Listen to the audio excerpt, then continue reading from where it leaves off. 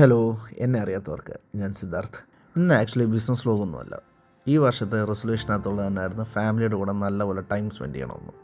അപ്പോൾ അമ്മ പറഞ്ഞ ആറ്റുകാൽ പൊങ്കാലയ്ക്ക് പോകണമെന്ന്. അപ്പോൾ വിചാരിച്ച് 2 ദിവസം ട്രിവാൻഡ്രത്ത് കൂടി കളയാമെന്ന്. ഇതുപോലെ ഫാമിലിയുടെ കൂടെയുള്ള മൊമെൻറ്റ്സ് ആണ് നമ്മളെ വീണ്ടും റീഫ്രഷ് ആക്കുന്നതും നമ്മുടെ തോട്ട്സൊക്കെ ഒരുപാട് വലുതാക്കുന്നതും.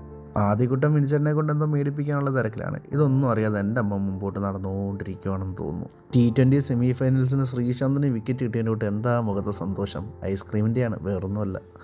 ട്രിവാൻഡ്രം പോസിറ്റീവ് ഓറയുടെ ഒരു കലവറയാണ്. എനിക്ക് കൊച്ചിയേക്കാൾ ഒരു പടി ശകലം ഇഷ്ടം കൂടുതൽ ട്രിവാൻഡ്രത്തെ ടൈം സ്പെൻഡ് ചെയ്യാനാണ്. അപ്പോൾ ചേട്ടൻ പറഞ്ഞ ഈ കടയിലെ കരിക്കിൻ ഷേക്ക് അടിപൊളിയാണെന്ന്. ബുഹാരി സ്പെഷ്യൽ കരിക്കിൻ shake. Actually it's good. Lakshmi ചേച്ചിക്ക് തൊണ്ടവേദന ആയിട്ടാണെന്ന് തോന്നുന്നു കഴിക്കാത്തത്.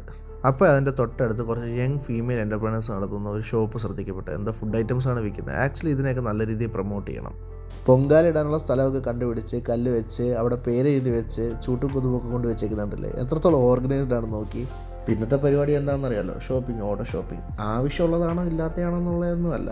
ഇതുപോലൊരു അറ്റ്മോസ്ഫിയർ വന്നാൽ ഇതൊരു വൈബല്ലേ. അപ്പം അടുത്ത വീഡിയോ കാണാം. ബൈ.